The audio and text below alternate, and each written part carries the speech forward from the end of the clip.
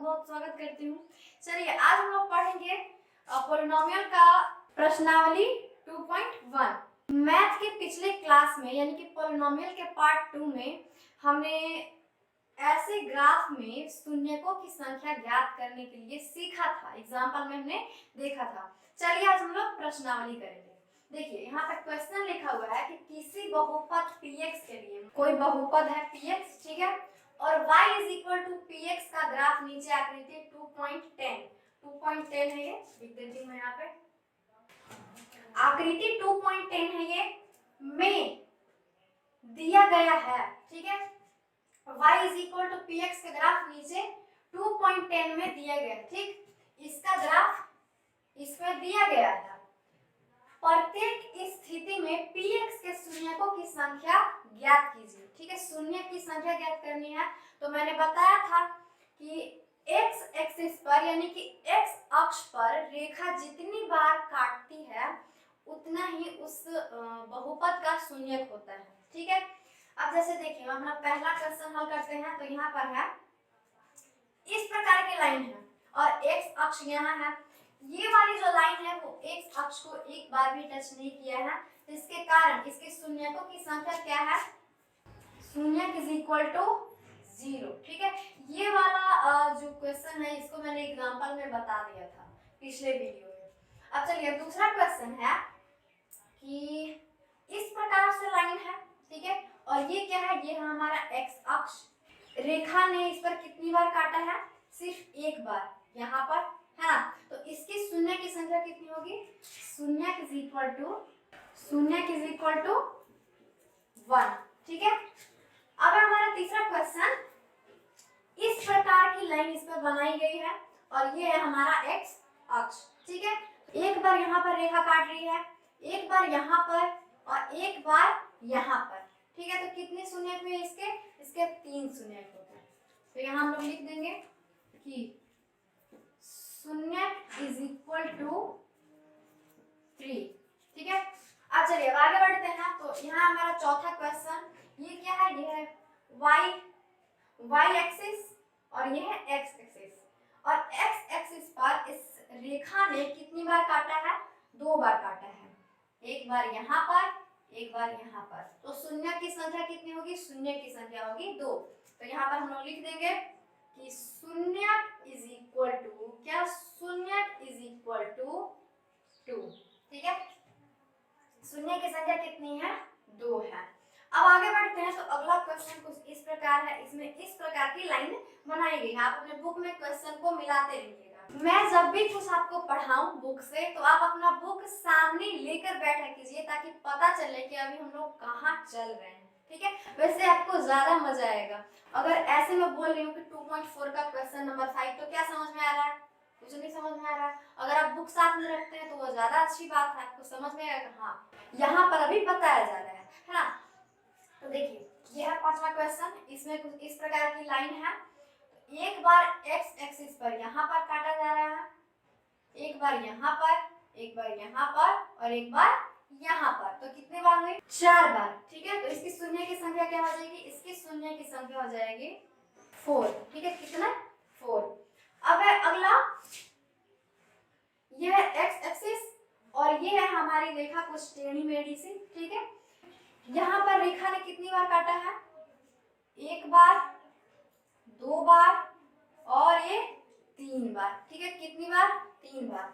ये वाले क्वेश्चन में कुछ बच्चों को कंफ्यूजन होगा कि आकृति जो है वो इस प्रकार है, तो यानी कि एक बार यहाँ और एक बार यहाँ और एक बार यहाँ और एक बार यहाँ और एक बार यहाँ, लेकिन नहीं, ऐसा नहीं होगा। इसमें सिर्फ 3 बार ही काट रही है रेखा, ठीक है। तो यहाँ हम लोग शून्य इज इक्वल टू क्या लिखेंगे कि आलेख द्वारा किसी बहुपद का एक घातीय या द्विघातीय होने की जांच करने पर आधारित प्रश्न। यानी कि ये जो प्रश्न है इसको x एक्सिस पर कितने बार काट रहा है इससे पता लगाना है कि वो एक घातीय है यानी कि लीनियर पोलिनोमियल है या फिर क्वाड्रेट पोलिनोमियल है या फिर क्वाड्रेट पोलिनोमियल है, ठीक है। अब उसके बाद क्वेश्चन पढ़ लेते हैं। तो क्वेश्चन में लिखा हुआ है कि नीचे दिए गए बहुपद के आलेख को देखकर क्या करना है, देखकर पता लगाना है, जांच करें कि वे एक घातीय है या द्विघातीय यह न तो एक घातीय और न ही द्विघातीय, यानी कि देख के पता लगाना है कि लीनियर या फिर क्वाड्रेट। देखिए अब चूंकि क्वेश्चन में कहा गया है कि बहुपद के आलेख को देखकर, आलेख यानी कि जो चित्र है यहाँ पर, इसको देखकर बताना है कि कौन सा बहुपद है ये। ठीक है, पिछले वीडियो में मैंने बताया था कि अगर सीधी रेखा होगी तो वो क्या होगी, यानी कि लीनियर पोलिनोमियल, और अगर पैराबोला होगा तो वो क्या होगा, द्विघातीय बहुपद, यानी कि इसको इंग्लिश में कहते हैं क्वाड्रेट पोलिनोमियल। आलेख देखकर एकदम इजी है, ये क्या है, ये रैखिक बहुपद है। तो यहाँ हम लोग लिख देंगे क्या, रैखिक बहुपद, रैखिक बहुपद। ठीक है, चलिए अब आगे चलते हैं। मैंने पिछले वीडियो में बताया था कि जो द्विघात बहुपद का ग्राफ होता है वो पैराबोला होता है, यानी कि परवलय होता है। तो ये कौन सी शेप है, ये परवलय यानी कि पैराबोला। तो ये क्या है, ये इससे ही पता चल रहा है ये द्विघातीय बहुपद है। ठीक है, तो यहाँ हम लोग लिख देंगे द्विघातीय। क्यों, क्योंकि इसका जो शेप है वो क्या है, पैराबोला है, इसके कारण ये पता चलता है कि ये क्या है, ये द्विघातीय बहुपद है। अब उसी प्रकार से ये वाला क्वेश्चन भी है, तो इसको भी आप लिख सकते हैं। ठीक है, कि ये क्या है, ये है द्विघातीय बहुपद। ये क्या है, द्विघातीय बहुपद, आप लोग समझिए। देखिए अब ये वाले क्वेश्चन को आप थोड़ा सा दिमाग लगाइए कि ये कौन सा रैखिक बहुपद है। सोचिए, मैंने बताया था कि अगर इस टाइप का होगा तो क्या होगा, द्विघातीय होगा, यानी कि पैराबोला शेप का अगर द्विघातीय होगा। और वहीं पर मैंने ये बात भी बताई थी कि जो रैखिक बहुपद का ग्राफ होता है वो एक सरल रेखा होती है। तो इस कंडीशन में आप देख रहे हैं क्या, पिक्चर थोड़ा सा अजीब है ना, ग्राफ जो है वो थोड़ा सा अजीब है, ना ही पैराबोला शेप में है और ना ही एक सीधी रेखा है, यानी कि सरल रेखा है ना। तो इसको हम क्या माने, तो हम यहाँ पर लिखेंगे कि न ही रैखिक बहुपद है और न ही द्विघातीय। ठीक है, न ही द्विघातीय बहुपद है। तो ये वाला क्वेश्चन थोड़ा सा डिफिकल्ट लग रहा होगा आपको, बट ऐसा नहीं है, ये थोड़ा सा दिमाग लगाने में था, यानी इंटरेस्टिंग था, कह सकते हैं मजा है इसमें, है ना। अब देखिए, अब क्वेश्चन नंबर 5, इसमें क्या है, कुछ इस प्रकार की आकृति है।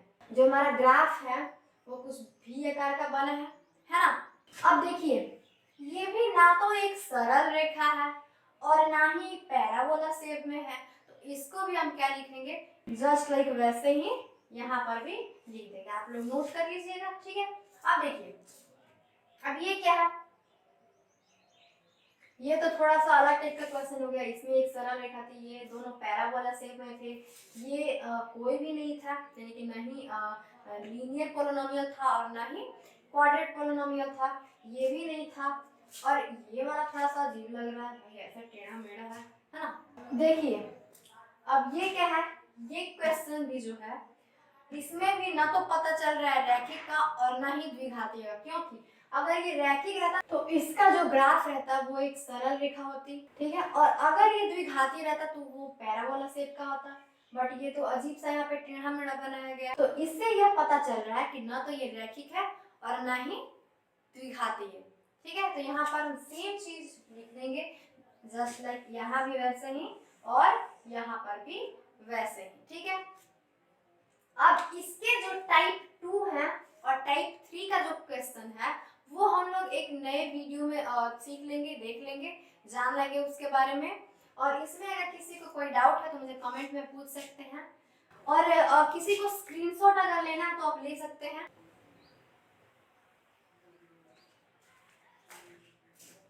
चलिए, आपने स्क्रीनशॉट ले लिया होगा। अगर वीडियो पसंद आई हो तो अपने दोस्तों के पास भी इस वीडियो को शेयर करें।